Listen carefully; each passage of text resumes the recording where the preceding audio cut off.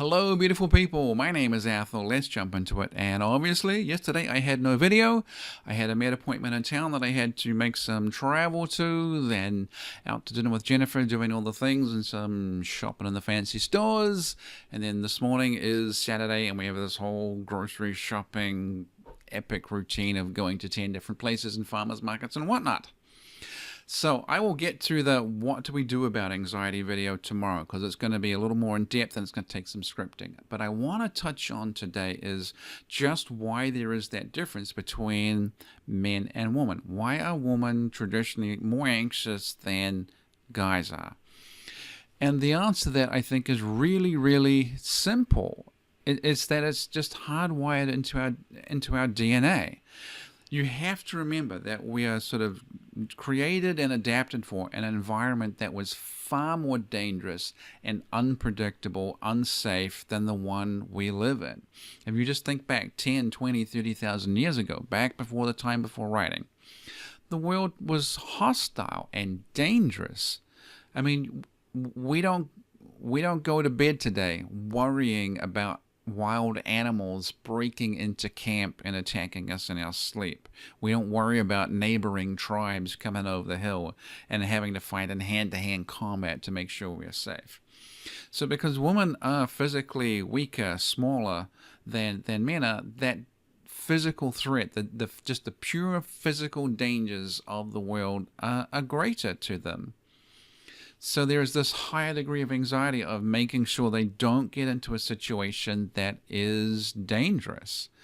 And that even applies to interactions with men too. Just think for yourself.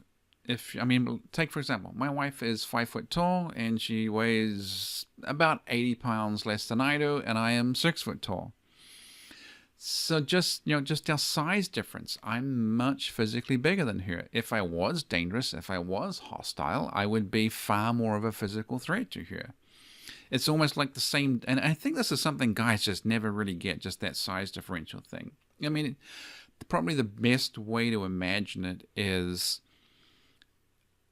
imagine that you were, in some sort of friendship or relationship or whatever with someone who is the size of Shaquille O'Neal, someone that is a full foot taller than you, someone that is a full 80, 90, 100, 120 pounds bigger than you, just vastly physically stronger. There's just sort of a natural dominance there. So around someone that is that much bigger is like, yeah, let's do what you want, no problem. So I think there's an element of that. The other thing that makes women more anxious than men, just in general, is the whole mommy radar thing. And again, go back 10, 20, 30,000 years. The world is a dangerous, hostile, frightening, scary place at times. And if little kids, or even medium-sized kids, wander off from the group, then they are really putting themselves at risk, really putting themselves at danger. So this is the whole thing of, the mom's always trying to pay physical attention to where they are, what they're doing, are they safe? And it's even things like we don't even worry about some of these things. If a kid climbs a tree and falls out and breaks their arm today, we take them to the ER. They get the bones set. They wear a cast for 6 weeks, and that's about it.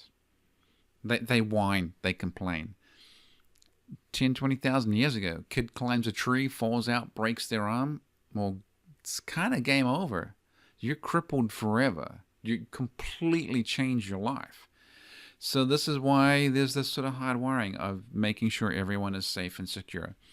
And that's far more what women were involved with than the men were involved with. And I think that is just a natural difference between men and women. So that's where some of that extra anxiety comes from. It really is not that women are crazy and men are calm and rational.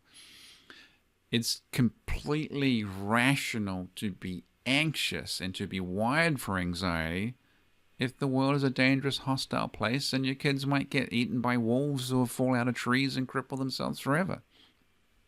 It just makes sense as to what it is. And I think that's what gets us that sort of 1 to 3 level of anxiety on that 1 to 10 scale.